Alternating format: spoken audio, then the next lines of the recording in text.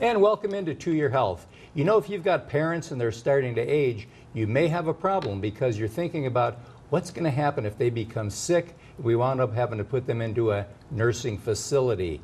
There's lots of choices out there, and it may be hard to make the right choice. But today I have with me a special guest to help you make that choice.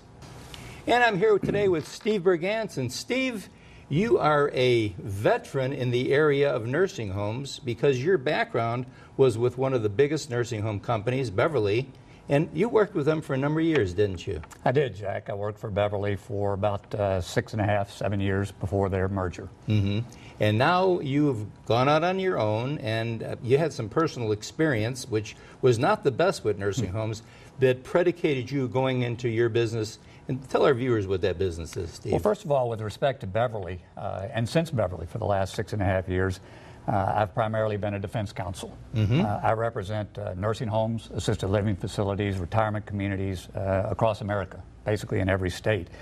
And I have investigated thousands of what I call bad outcomes, things that shouldn't happen in nursing homes. Sometimes things do happen in the long-term care environment. Sometimes they're problems, sometimes they're not, but bad outcomes happen. I've investigated those, I've defended those cases. Then it got very real for me. I introduced my parents into an assisted living environment back in 2002 in Alabama, where you're from. Right. And they were down in Mobile, where they had been married 68 years and had lived in Mobile for 68 years.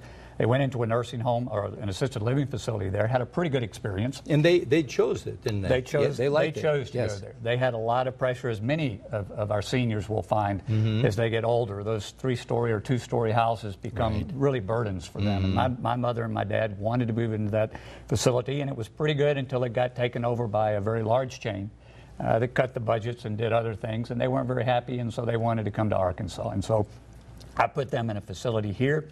It was not a Beverly facility. Beverly facilities were skilled nursing care. My parents needed an assisted living facility, so we chose a brand new facility.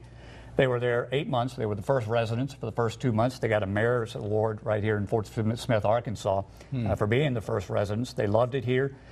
My dad was injured in an incident that occurred on January 7th, 2008.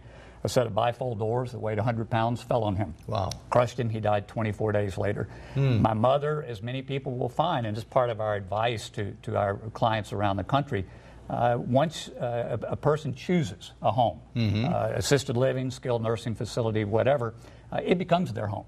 And the people that attend to them and deliver care to them, they're their family. And when my dad was killed, as angry as my mother was because she had no answers about what had killed my dad, she wouldn't move from that facility. It was still her family. It was still her family. Right. Things started happening in that facility. Call lights stopped being answered. My mother, as is the case in many assisted living facilities, it's probably the worst healthcare environment to not answer call lights. Absolutely. You're in acute care, you're in senior living, you probably can't get out of that bed alone. But you're an ambulatory person in an assisted living facility, you're an accident waiting to happen, so to speak, if they're not answering your call lights. She got up one night at 10 o'clock and a shift change. She had not been looked into. She said she had rang her call button. We don't really know. But she had gotten used to them not answering the call lights. She fell and had a tremendously bad accident. And she died 25 days later. So yes, I've done it both from a professional perspective as well as a personal perspective. And now your company can do what for our viewers if they want to enlist your help? Well, my company is For Our Elders, and that's the number For Our Elders. And we have a website, forourElders.com. I encourage any of your listeners to go online and take a look, because what we try to do is, first of all, I don't need the business of other people. We try to give you information as a consumer to go out and select the best long-term care facility that you can. Look, healthcare in this country is a problem. Doctors admit it, healthcare people admit it. It's too expensive. We do not get good care. What we try to do is to take down the shroud of secrecy that exists in healthcare. Healthcare, whether it's acute care, long-term care, they don't want to give you all the facts and figures. They don't want you to really know what's going on. And so what we do is to try to level the playing field between the consumer, the person that is about to enter a long-term care environment, and the facility that has all of the information. If you look at the numbers across the country, For our elders and extrapolating data that we get from the acute care arena, we believe that more than 50% of the facilities in long-term care today are unsafe environments. And that means that if you're the elderly and you're going in and you want a good outcome, which whatever that means, you're going into that facility usually not to come home, but it's your new home. Right. And you want it to be a long-term home. And we judge it by the people that are delivering care in the facility. There's not another company, there's no one else out there that measures people. We measure the culture. We do not measure how many fire extinguishers are in there. We don't duplicate what the government does. We don't duplicate what CMS does and what's online by other people and government agencies. What we do is we go in and measure a culture and say to our clients, this is the safest possible place to put your loved one.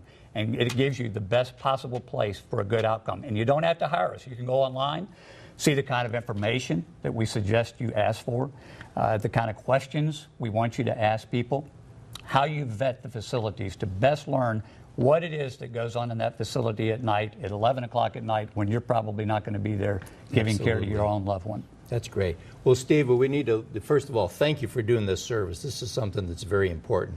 And, of course, we're going to let our viewers know that, obviously, they can, what we always tell our viewers is if you need information, you can call me at 277-5000.